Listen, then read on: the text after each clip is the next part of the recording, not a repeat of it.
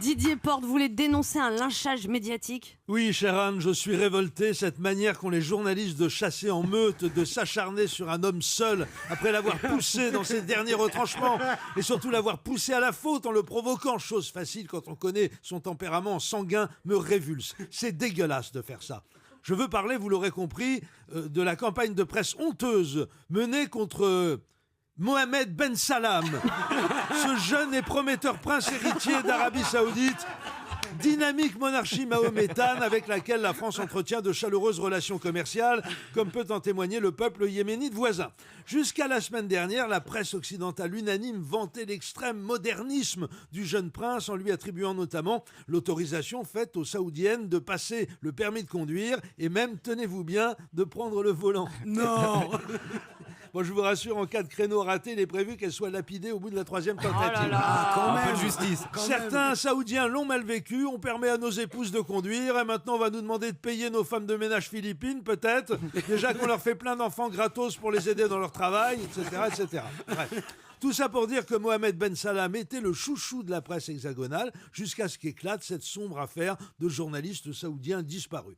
Et à compter de ce jour, les médias qui l'encensaient se sont déchaînés contre Mohamed Ben Salam, même BS pour les amis, l'accusant d'avoir fait assassiner le journaliste d'opposition Jamal Khashoggi dans les locaux même du consulat d'Arabie Saoudite en Turquie où il s'était rendu pour des formalités administratives. Alors, les Saoudiens se sont expliqués très calmement, très simplement sur cette affaire. Dans un premier temps, ils ont répondu que Khashoggi était sorti du consulat en parfaite santé.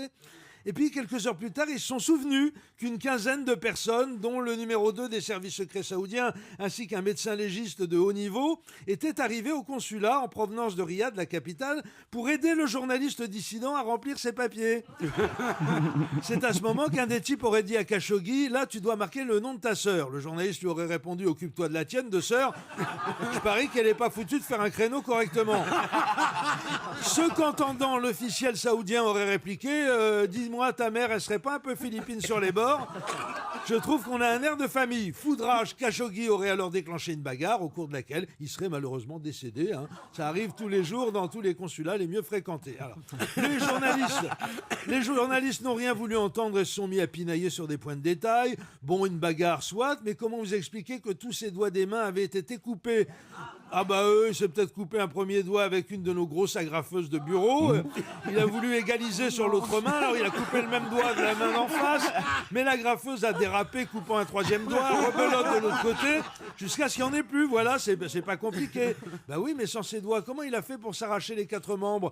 Oh bah aucune idée, avec les dents peut-être. Bah oui, mais il avait plus de tête non plus. Enfin voilà.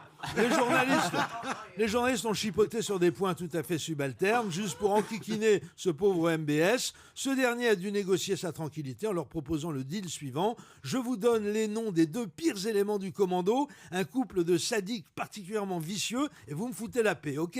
Voilà, son nom de code à lui, c'est Jean-Luc Alécoum, l'équarrisseur d'infidèles. Et elle se fait appeler Chikirouille où la facture sonne toujours 2 fois. Voilà. Depuis que Mohamed a balancé ces 2 noms aux journalistes, ces derniers lui foutent une paix royale. Ça vous surprend?